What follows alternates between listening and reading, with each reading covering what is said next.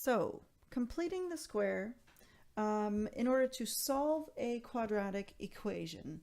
Let me quickly remind you of what a quadratic equation is and what we all already learned to do with it. Remember, a quadratic equation really is a quadratic function. If we write it like this, y equals x squared plus a term with x plus loose numbers. An equation like this, a function like this can always be plotted on a graph. And if we made a table of values and plotted it, this would actually look like this. So every quadratic function has this parabola shape. When we solve a quadratic equation, what we're really doing is setting this equation equal to 0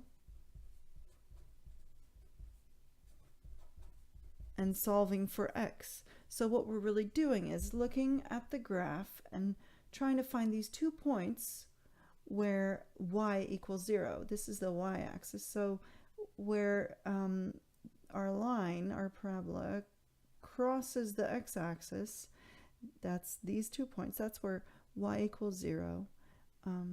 So if we set it equal to 0, we can find the 2x values where the line crosses the x-axis. And what we learned first is to find these x values by factorizing, or factoring in American English. Usually, actually, it looks like this, right? We put the equal 0 at the end, and we learned to do this. X squared came from x times x. The factors of 8, that's going to be plus and plus. Factors of 8 are like 2 and 4. 2 and 4 also add up to 6, so that's great. 2 and 4 equals 0, and this would give us that x either equals 0, -2, or equals -2, and x equals -4. So these are the 2 values for x where that give a y value of 0. And then we ran into some quadratic equations that weren't so easy to solve, that weren't, this is a bit of guessing. Like you find the factors and you see if you can find a combination where it adds up to 6, and sometimes it's not whole numbers and it's not pretty and it's not easy. And that's when we learned to use the quadratic formula. So we've rewritten a quadratic equation using a, b, and c for the numbers that are in there. In our equation here, it was 1, 6, and 8. Here it's a, b, and c. And we learned to take these constants, take these numbers, and plug them into this quadratic formula to find the x value that solves this equation. We also learned to look at the determinant, which is what we call this, and this bit actually tells us if there's going to be 2 answers for x, 1 answer for x, or no answers for x. This is a long way. This is a lot of work. It's sometimes hard to take the square root, realize that it has a positive and a negative answer. It's very easy to make mistakes in this, and it's a lot of work. There is another way that we are going to learn how to do. You're not going to run into an entire equation like this today, but this is what we're aiming for in the end, is that we have an equation like this. And as you can see, it's not, you can't factorize it with whole numbers easily, right?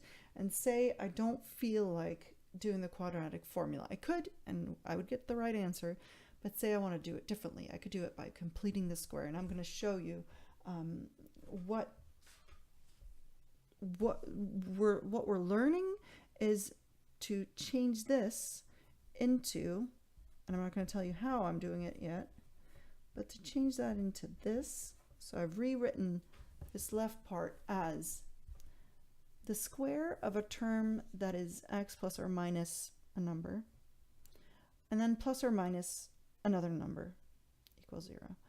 When I have this, this is good. This is so much better than this. I can't solve for x right here. I can like add 3 to both sides, but then I still have 2 x's here, an x squared and a loose x. That's unsolvable just by adding, subtracting, dividing. What's nice here is that I have x only inside of this squared bit, and I can then solve for x. I can take the square root of both sides and say x plus 2 equals the square root of 4, which means, x plus 2 equals a positive 2, or square root of 4 also has a root negative 2, right? Negative 2 squared is also 4. So in this case, x would equal 0. Here, x would equal negative 4. So these are my 2 answers for x. See how I can go from an equation that is in this form to the actual solutions. And I can't do that straight from here without factorizing or using the quadratic formula, right? So how do we do this? How do we turn this into a nice little squared bit with x and just numbers? I need some paper. Say we have, so I'm not showing you a full equation yet. I'm going to show you how to turn this into a term with x squared plus or minus a number. Yeah, so if I were factorizing, I can imagine, right,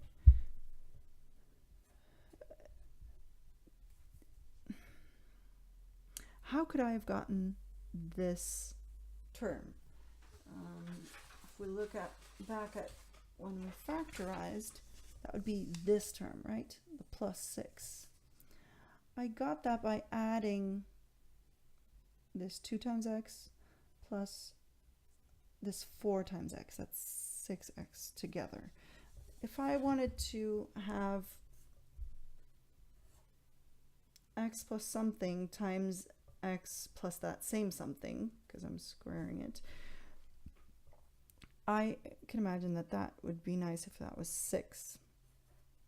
Because, just off to the side here, x plus 6 times x plus 6, that actually does give us x squared plus 6x plus 6x, which is 12x, right?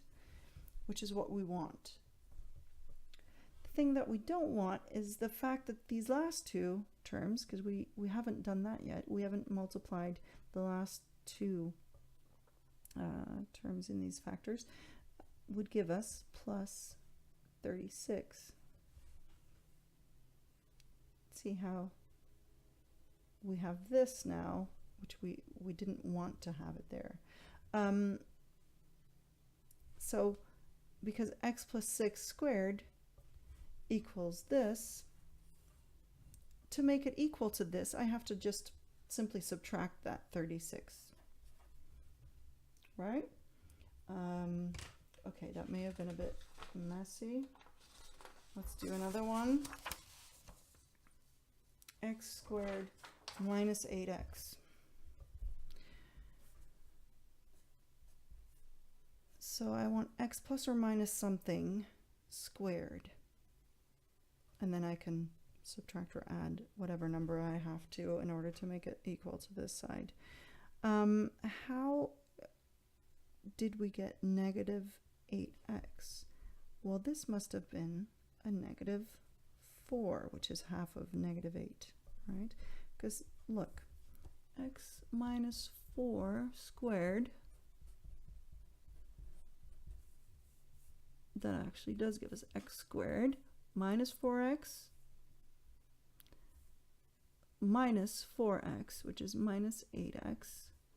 The only thing we don't like is that negative 4 times negative 4 is plus 16.